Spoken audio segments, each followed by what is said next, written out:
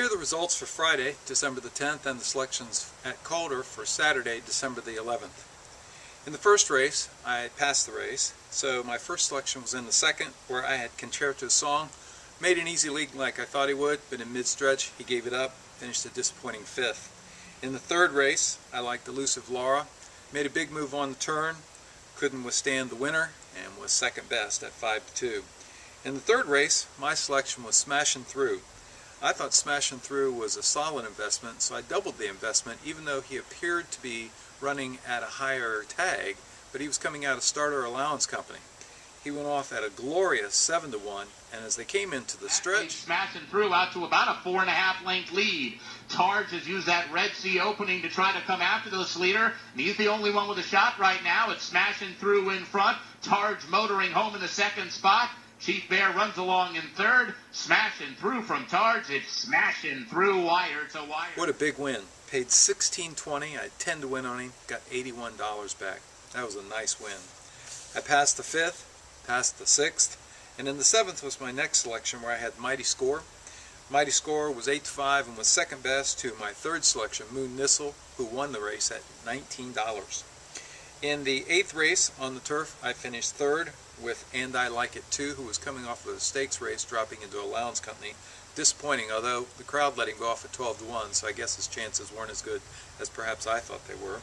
In the ninth race, I was a very disappointing eighth with Bimini, who I thought would be clear on the lead, didn't even make the lead. And in the finale was my best bet of the day, where I liked Value Added Tax in spite of the fact that he was coming off 4 consecutive second-place finishes. In Maiden Special Weight Company, he dueled on the lead with my second choice, Tomorrow's Wildcat, and as they came into the stretch, Value Added Tax and Tomorrow's Wildcat go at it. V's Accolade has every chance trying to close in from third. Domination down along the inside. It's Value Added Tax shaking away. Value Added Tax in front. V's Accolade, a late run at him on the outside. But today is the day for Value Added Tax. He won it just over. He drew off as much the best, paid $5.20, I had 20 to win on him, got back $52. So on the day, I was a clear winner.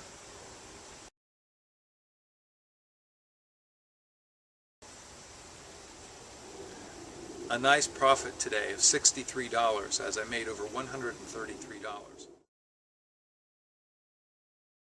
So now let's take a look at Saturday's selections. Saturday's card has a full 12-race schedule featuring the Grade 3 Fred Hooper at 9 furlongs. In the first race, on the turf at 8 furlongs, my selection is Robin Wood. Draws the outside post, but should have plenty of time to tuck in behind the leaders. He'll get first jump on the deep closers. I think that under Manny Cruz, he's a strong win candidate. I'll go 5 to win on Robin Wood. I'll pass the second. In the third, it's a non-winners of 3 lifetime claiming event, again on the turf, again at a mile. My selection is Barbaro's Revenge. I've won once with Barbaro's Revenge. He comes from mid-pack, and if he brings his A-game today, he's much the best. That's the question, however. He doesn't always bring his A-game. He's kind of erratic in terms of his form.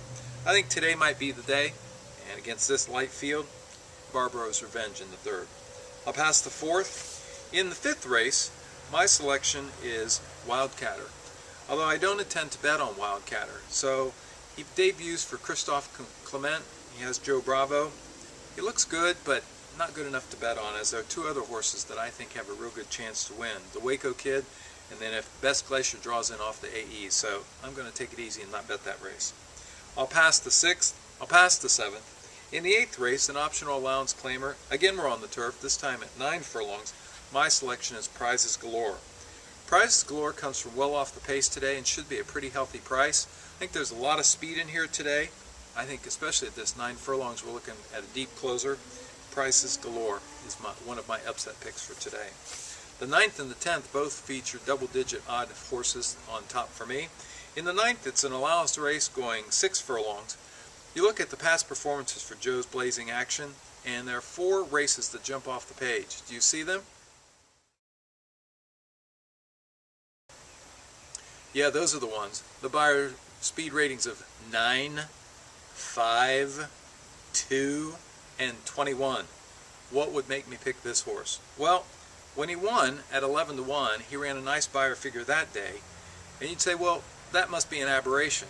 But if you look at his workouts, He had a best of 83 bullet for this. He gets blinkers on, and he's got top rider Luis Saez today. Now, why would Saez get on a horse who'd run Beyers of 9, 5, and 2, unless he thought he was going to run well today? So at 10 to 1 on the morning line, he's a solid upset selection. I'll take Joe's Blazing Action in the 9th.